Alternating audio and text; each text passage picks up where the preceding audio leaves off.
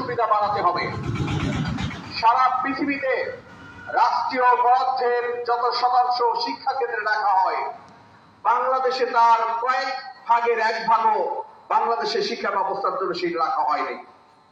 আমাদের মনে রাখতে হবে, একজন গ্রামের কৃষক যখন শ্রেষ্ঠ পেঁপেটার বীজ থেকেই পরবর্তী বছরের জন্য বীজ রাখার জন্য পরিকল্পনা গ্রহণ করে, অথচ আমাদের দেশে এই যারা শিক্ষা, যারা জাতির মেরুদণ্ড তৈরি করবে, যারা নতুন প্রজন্ম তৈরি করার ক্ষেত্রে ভূমিকা পালন করবে, তাদের এই শিক্ষা ব্যবস্থার ক্ষেত্রে তাদেরকে আমরা নাগরিক সুবিধা থেকে বঞ্চিত করা হচ্ছে।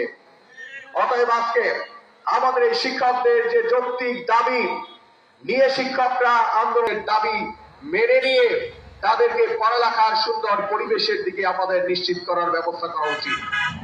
এটি সময়ের অনিবার্য দাবি এবং আমরাও এই দাবির সাথে একাত্মতা ঘোষণা করছি। আমাদের এই শিক্ষা প্রতিষ্ঠানের পাশাপাশি আমাদের মনে রাখতে হবে, প্রতিটি পরিবার হচ্ছে এক একটি মিনি ইনস্টিটিউশন।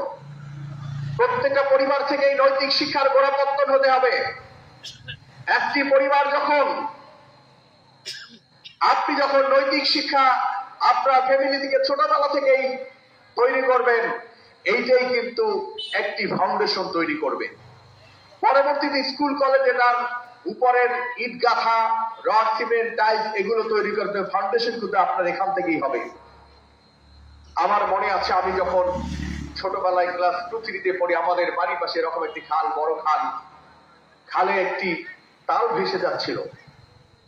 আমি সকালবেলা তালটি টোকায় নিয়ে এসে আমার আম্মার কাছে খুশির সাথে বলেছি, আম্মা একটা বিশাল একটা তাল নিয়ে আসছি। আম্মার সাথে সাথে আমাকে ধমক দিয়ে বলেছে, কান ধরে উঠবস করে বসে যেখানে পেয়েছে সেখানে ফেলে দিয়ে আসো। আমি যে সেইখানে নৈতিকভাবে ফ্যামিলি থেকে শিখেছি যে অন্যের কোনো কিছু আত্মসাৎ করা, ভোগ করা আমার জন্য বৈধ নয়, সেই শিক্ষা কিন্তু আজও আমাকে তাড়িত করে।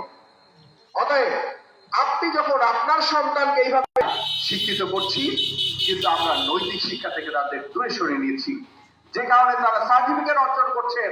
সার্টিফিকেট দাঁড়িয়ে বড় বড় চোর, ডাকাত, বদমাশ হয়ে আমরা শিক্ষা প্রতিষ্ঠান থেকে বের হচ্ছি। আর সেই সার্টিফিকেট নিয়ে যখন আমরা রাষ্ট্রীয় পদে বসছি, তখন অন্যায়, দুর্নীতি, সর্বোচ্চটুকু দুর্নীতি করে সম্পদের পাহাড় করছি। গরিবের অধিকার, গরিবের রক্ত চুষে আমরা রাজনীতিবিদরা সম্পদের পাহাড় করছি, অথচ গরিবের ন্যূনতম অধিকারের দিকে আমরা ন্যূনতম খেয়াল রাখছি না। এটা আমাদের দুর্ভাগ্য। ধিক্কার জানাই এরকম রাজনীতিকে, ধিক্কার জানাই এরকম রাজনীতিবিদদেরকে। অতএব আমাদেরকে খেয়াল রাখতে হবে, আমরা